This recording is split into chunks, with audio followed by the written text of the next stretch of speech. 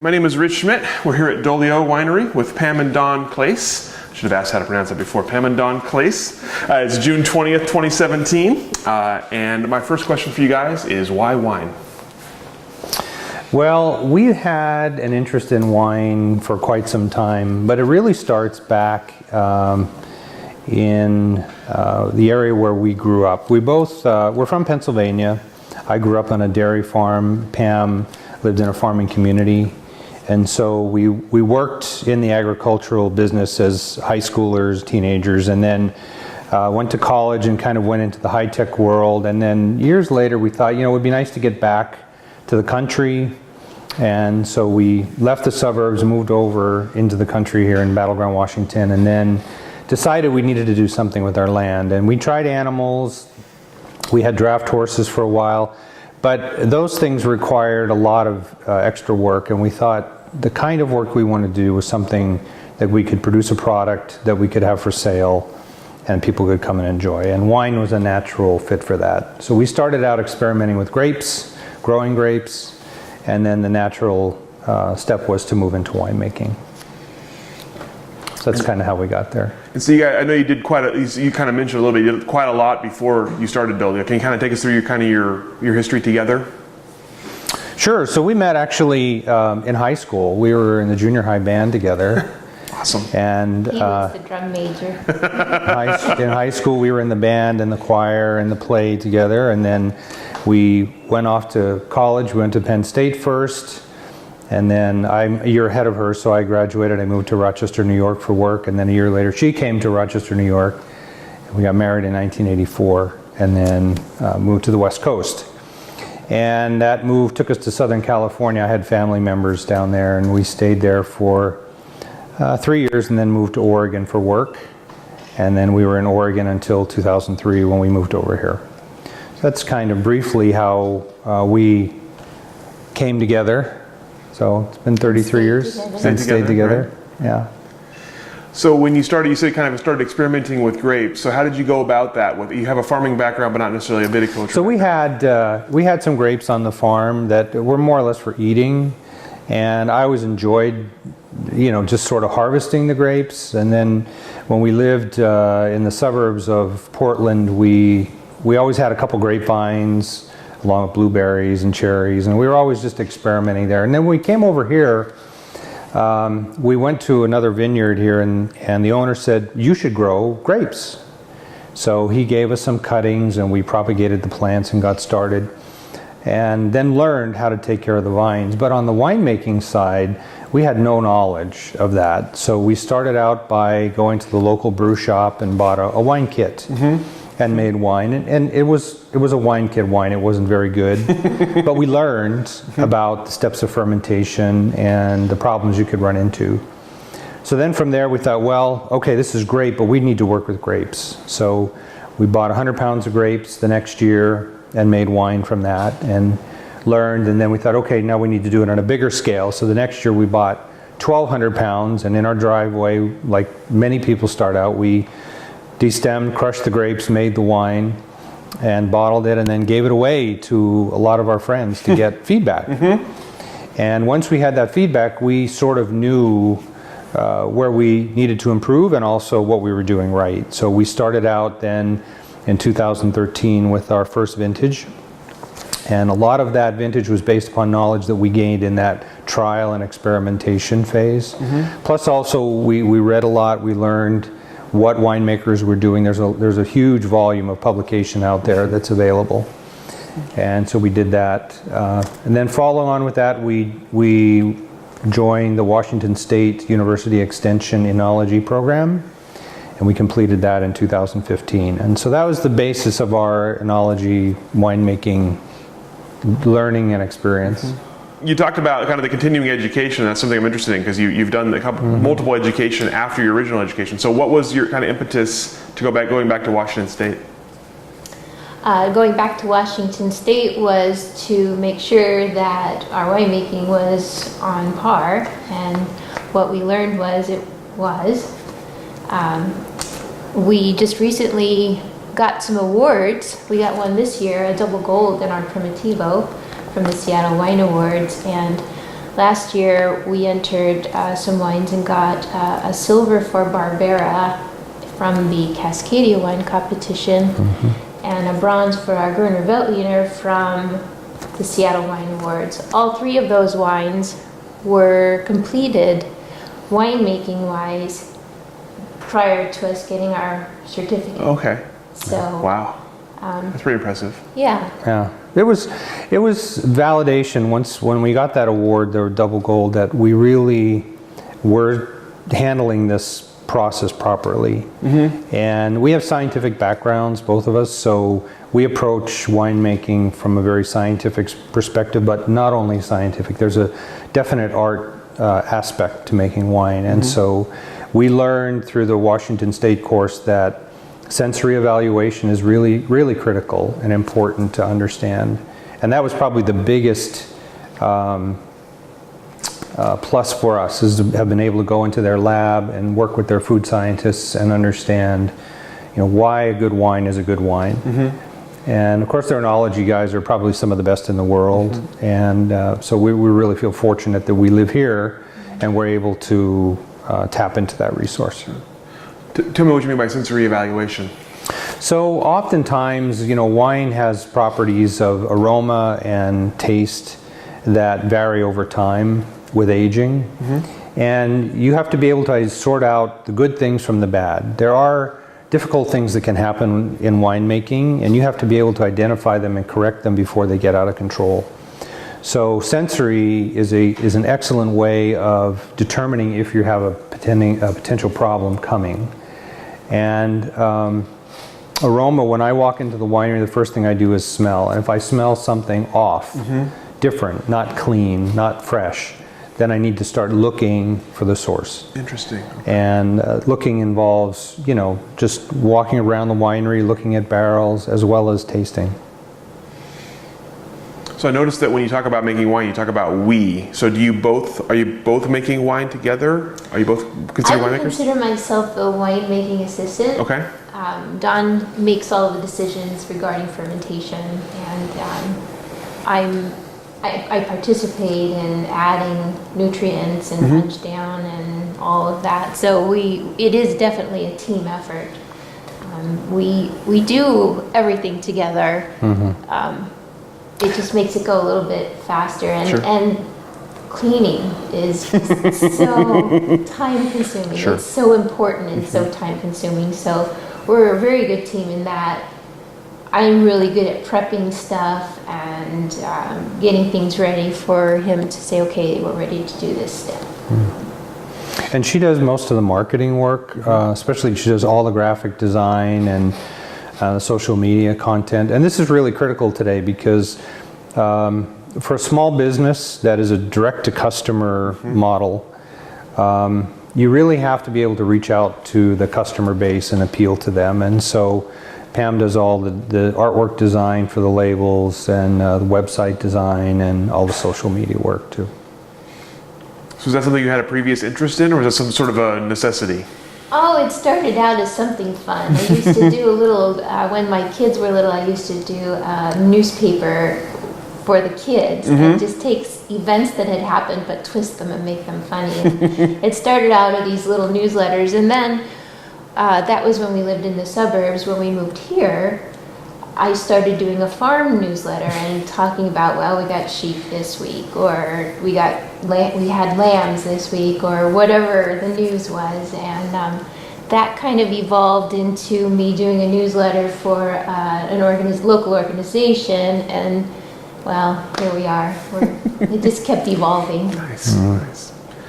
So I think I have the timeline right. Prior to going to Washington State, was when you attended Linfield. Is that right? That is correct. So you're Linfield alums. You went back and got your distance continuing education degree in management. So tell us about that decision and sort of that experience. Well, after Penn State, we had moved around the country quite a bit. I had worked in a number of different environments, but my mother was always very clear about her expectation for me having a bachelor's degree. And I was the youngest of 4 kids, and all the other kids had gotten bachelor's degrees and or masters. And so It was something that I needed to do. I actually started some schooling in Rochester, on an engineering track, but then decided I didn't want to do that. And so when we were living in Portland, we had started a family, we had small kids, and it was important for me to get back and get my bachelor's degree. So there were not a lot of programs at that time. There were a handful, but Linfield, due to its proximity in Portland, was very convenient for us from where we lived, and so it was just the right thing to do. So I was working full-time, had kids at home, so I started in 1991, and I finished it over, I think it was 8 years. So I went to school with some people who were taking 3 or 4 courses at a time to get done, but I just didn't feel for me that was the right thing, and so I finished it in 8 years. And then when I was done, then she started. I made it a point that she needed to do it. And so then she started after I finished. And it took me 6 years. Yes. It's a long time Linfield experience. We like it. We like it. Yes, and again, I did appreciate the Portland campus because of how local it was. I actually appreciated the weekend courses down at the college too, because it just kind of grounded you to the college experience as well. And it just was overall a very good experience. Good. Did you feel, as sort of Distin said, not on campus too often, did you feel connected to the Linfield community? Did you feel like Linfield students? I would say yes. I would say that we felt that you definitely connected with the people in your classes, because oftentimes they were the people that you went almost that whole entire time with. They were kind of going the same path, almost the same. I would agree. Same time, taking 6 years to make it happen, or 3 years, but still you're spending a significant amount of time with them. Sure. And so that camaraderie, especially with the students, was there. I felt that the rapport with the teachers was also very good too. It was just a very good experience. Good. And have you seen a direct kind of correlation to your future? Like, can you say my Linfield degree helped me start my winery? For me, absolutely. It just sort of going back before the winery. After I got my Linfield degree, I left the company I had worked with here in Portland, and then joined an international electronic semiconductor company. Worked there from '97 until 2004. Then moved to a sister company.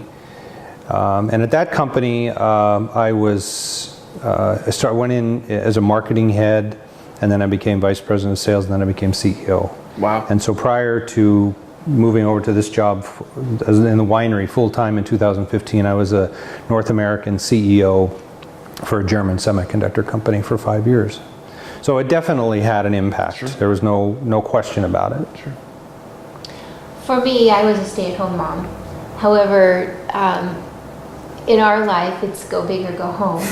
And so when we get involved with anything, it's big. So we had draft horses, we had 32 sheep at one time. I mean, we had a lot of things going on, and management, whether it's managing people but we still had to manage things here as far as making sure that, that everything was running like clockwork. And then 2 kids at home as well. Sure. And during that time, I was traveling with my other job every week. So the burden of keeping everything going here was clearly on Pam's shoulders. And so that's where that being able to, kind of coordinate complex things and pull them all together was really important. And even in the winery today, the winery can be very complex. There are times when it's very easy, there's not a whole lot going on, and then all of a sudden it becomes very complicated, and because you're dependent on others for critical things, and whether it's barrels or wine bottles or screw caps or labels, there's a lot of coordination. And you might think, well, it's not that big of a deal, but it's everything is time driven. This is farming. This is an agribusiness, and there are time deadlines and pressures, and there are problems that happen that you don't expect, and you have to deal with them quickly, efficiently, and otherwise you'll be out of business. Sure. So when you started your business and you decided to go into wine, did you ever consider going to the Willamette Valley or going to a more established wine region, or why did you decide to stay here? No, it was clear for us that this was the place to be, and this is one of the perks of Washington. In Washington, you can get any grape varietal delivered to you almost in perfect condition. And that's just a phenomenal advantage for us as a winery. We deal with vineyards that are actually engaged in shipping grapes across the country. So they're very professional, they do an excellent job, and it's like in our backyard. It's such a wonderful experience to have. We can get any kind of grape we want on relatively short notice with excellent results. So when it came to think about where do we want to do this, it was Washington. That was basically what we decided, and to this day we're focused on producing wines from Washington grown grapes. And you make Italian wines mostly, so why that choice? Well, we focus on Italian red varietals, and the reason we do that is because first of all, it's a marketing decision. In the area here in Clark County, Washington, the wineries that were established here really weren't focusing on a line of Italian red wines. You could find a Sangiovese at one winery or a Barbera at another one, but we felt that if we concentrated on 5 of them, Sangiovese, Barbera, Dolcetto, Nebbiolo, and Primitivo, the customers would find value in that. And in addition, we decided that having a white wine program, a good white wine program, was important, but also one with unique wines. So for example, Gruner Veltliner. Gruner Veltliner is an Austrian grape, but it's not widely planted here in the United States. We do have the advantage of having that here in Washington, and so we do produce that wine too. And I notice you have your own grapes as well. What percentage of grapes are you growing versus sort of importing? I'll let you handle that one. I would say that it's probably less than 10%. Okay. Again, where we live north of the Willamette Valley. We can grow Pinot Noir, Pinot Gris, Chardonnay. Actually, we can grow anything, but to get them ripe is another story. And so even with the number of miles north of the Willamette Valley that we struggle to hit the bricks or the sugar content that we really want. And so we do make wine from our grapes. It's important for us to have the vines because we are a winery, and it's nice. We actually, because we're not inside an AVA, can't say that any of our wines that we make from our grapes are estate-grown grapes. Okay. That's by law. Okay. But it's important for us to have that part of the wine and vineyard experience here. It's actually, I think, very good for us as well because we understand the problems or the work that is involved with these vines that our vineyard suppliers are going through because they handpick their grapes over there as well. Sure. And so it gives us a real good appreciation for them as well. Sure. And our customers in our tasting room, they can sit here and they can look out on the vineyard, and we often get compliments on that. So it's an important part of the customer experience as well. So you talked about not being in an AVA. Are there other complications with that, or are there other benefits to that? I don't think for the customer base in Clark County, I would say there probably isn't an issue not being part of an AVA. If we had an AVA that was well established, there is definitely a marketing value to that. There's no question about it. But getting to that point is a very long road, a very difficult process. And it's a question of differentiation. And are we really that differentiated here from, let's say, Puget Sound, which does have an AVA? Pam talked about the Willamette Valley temperature environment versus here. You probably down in McMinnville have a 2 or maybe even 3 week longer growing period. And for some of these grapes, that makes a big difference. Big difference, right. So You know, I'm not sure. It wouldn't be high on my priority to go out and let's get an AVA. You know, I think what's more important for us here in Southwest Washington is to differentiate ourselves so that people in Portland want to come here. And that's how we'll grow, is by not only our population growing in the county, but also people coming over from Oregon to taste wines, Washington wines. Sure. Especially having Italian varietals, which is pretty unique. Right. So, we'll talk about your customer base a little bit. You mentioned earlier you're mostly direct to consumer. Are you? Is that all your business? Are you also distributed? No, we're not distributed. We do have some restaurants that use our product. In Washington, you can self-distribute it within the state. Oh, cool. So they're local businesses, but 90% of our business is direct to customer here from our tasting room. I'm sure it's more than that. Yeah, it probably is. It's probably 95%. And so what are the challenges of having that be your base? The direct to customer? Yeah. When the customer walks in and says, I didn't know you were here. And we hear that a lot. And that's the marketing challenge, which is a huge challenge for me. I grew up in the world where you'd said, which newspaper do I want to put my ad in? Because people are going to read the newspaper. We don't have that anymore. So it's finding the search engine optimization, it's finding the right social media, and I'm still trying to figure that all out. Sure.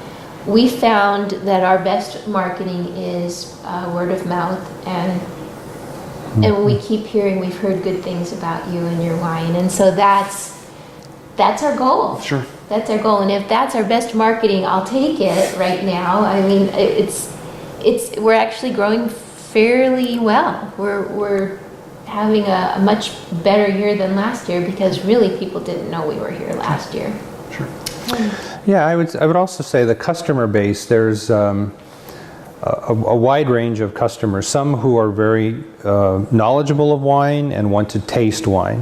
And then there are others who want to have wine as part of a meal. And so there are wineries here in the county that provide more of a restaurant service as opposed to just a tasting room service. And that fits, right? It works for everyone. So our goal is to focus on the wine. We feel that we don't want to be distracted from what it is that our charter clearly is, and that is making wine and making exceptional wines that are differentiated so customers want to come here. Sure. So what does the name Dolio mean, and why did you choose it? Dolio is Latin for barrel. Why did we choose it? We didn't want to use our last name, which is Klase, which begins with a K, which is always mispronounced. We are actually the Klases. Yeah.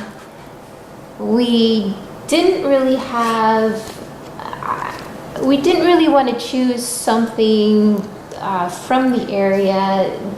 Daybreak was, I don't know if it was taken at the time, but Daybreak is an area that's close to us. We just decided there were quite a few wineries that already had done that. And so Don was on a business trip, and my criteria was to find a name that was short, easy to pronounce, memorable, and close to the beginning of the alphabet. So I like it. This is where it gets a little unromantic. I went on Google Translate.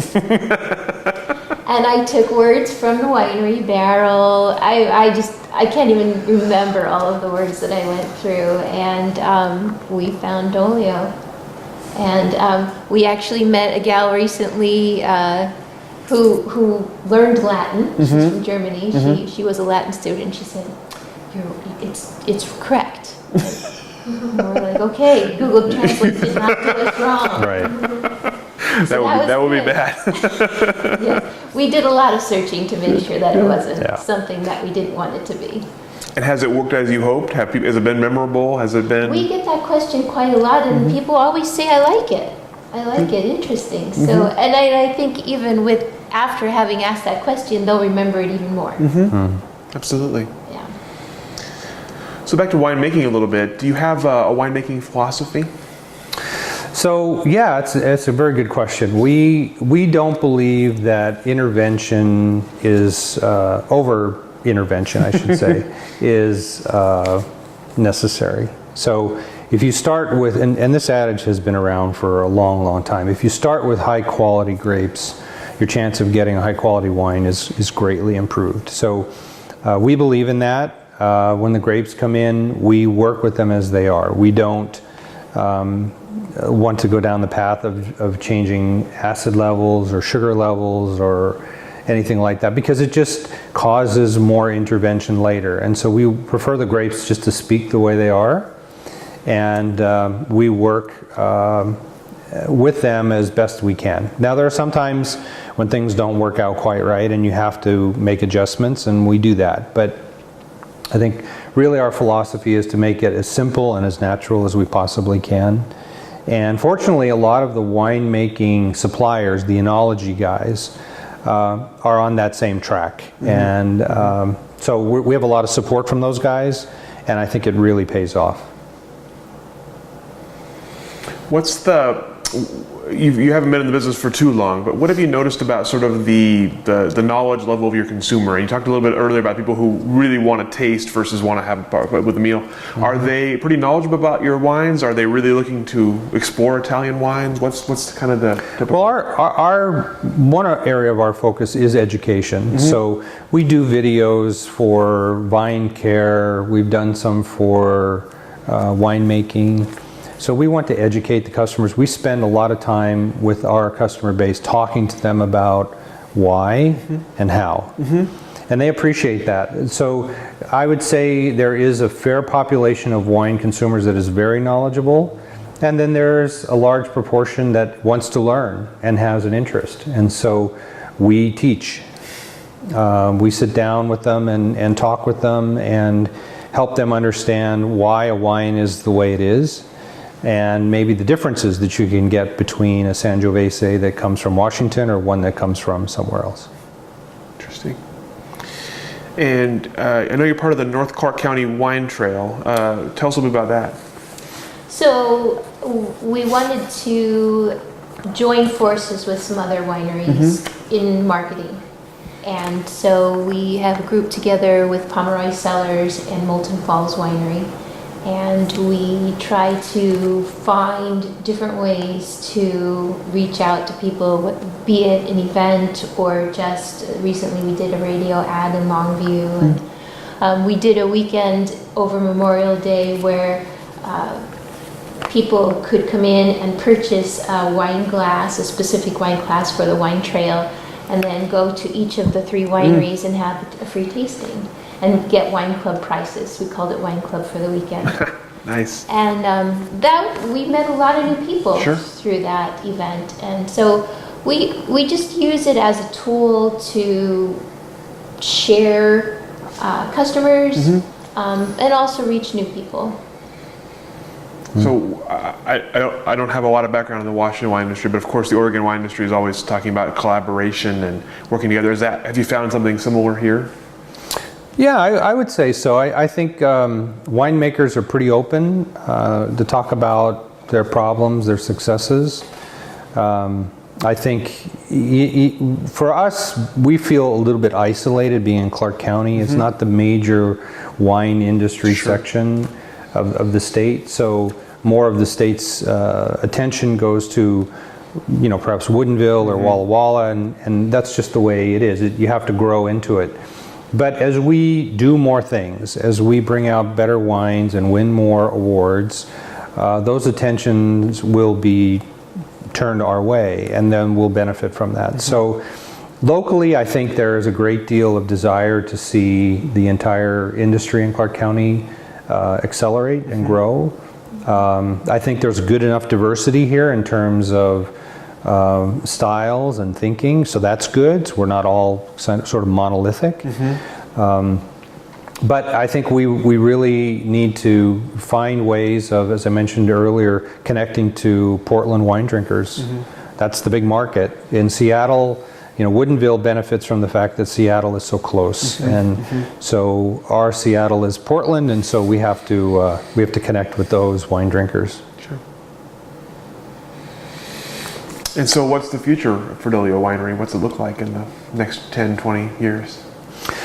Well, as Pam mentioned earlier, we've grown substantially over the last year. So we're going to continue to do those things that make us successful, which is customer experience, quality wine, low-key environment. People come out here to relax. We get a lot of customers actually coming from Vancouver. And although Vancouver is not a large city, it has city and suburb stresses. And so people come out here to the country. We're 15 miles away, and it's just a different world here.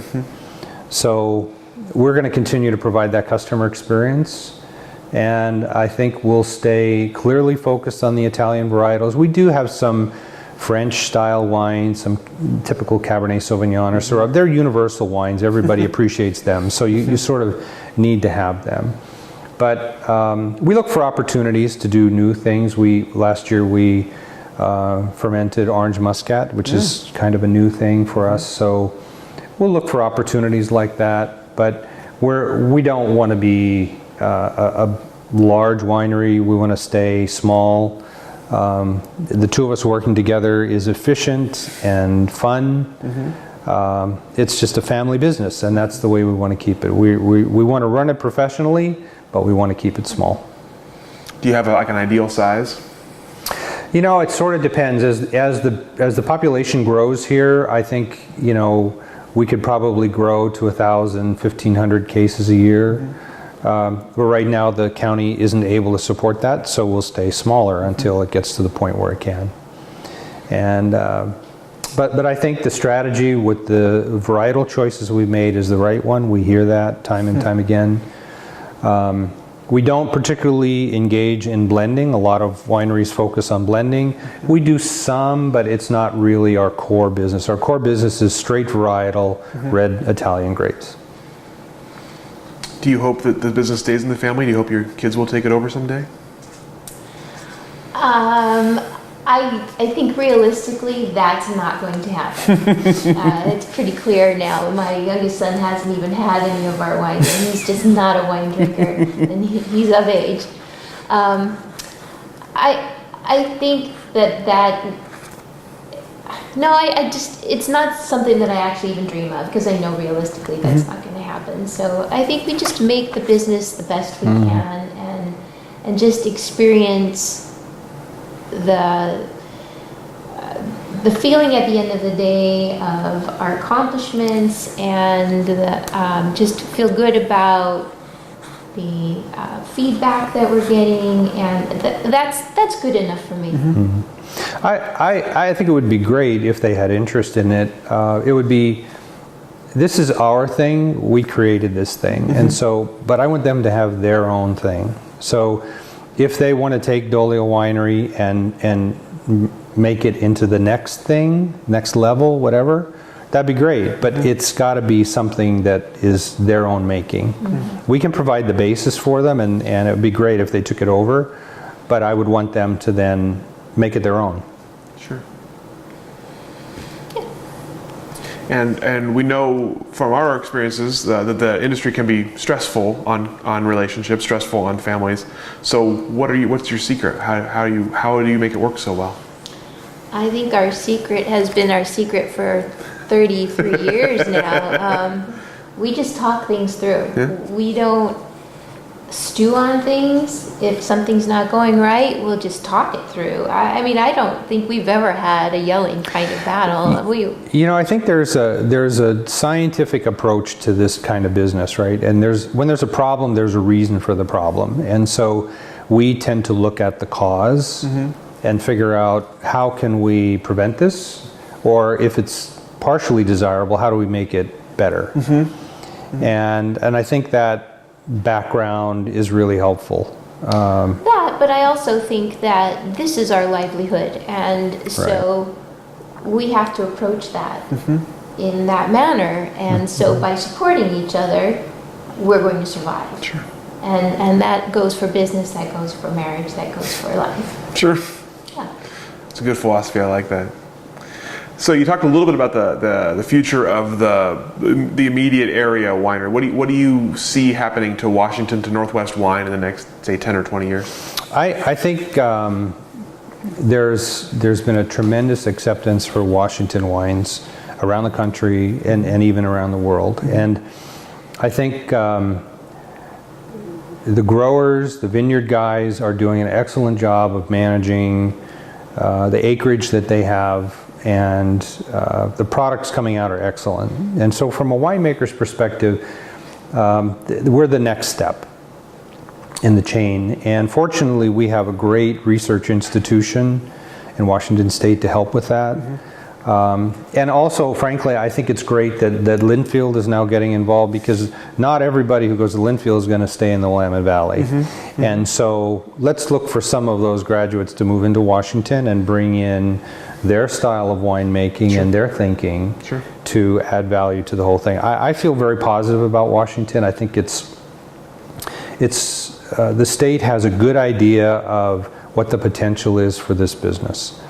And they have done a great job in the last 20 years of getting it to where it is today. I think that there'll be challenges. It's agriculture. There are issues that are going to pop up. And fortunately, the state is willing, and the industry is willing, to put resources forward to solve those problems. So, we talk about climate change. That's kind of an interesting discussion.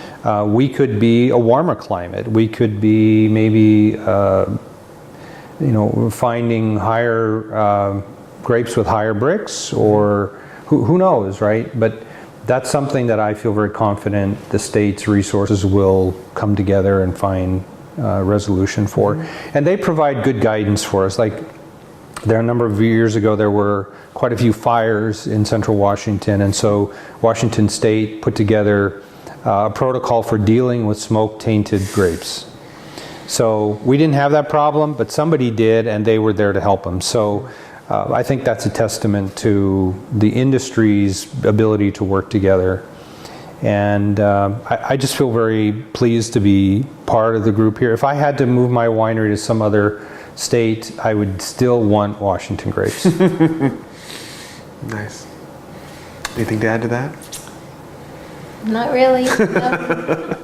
Okay, well, that's all the questions I have for you. Is there anything else I should have asked? Anything else you'd like to add or talk about? No, not that I can think of. Not really. Okay, well, thank you very much. Yeah. We really appreciate your time. You're welcome.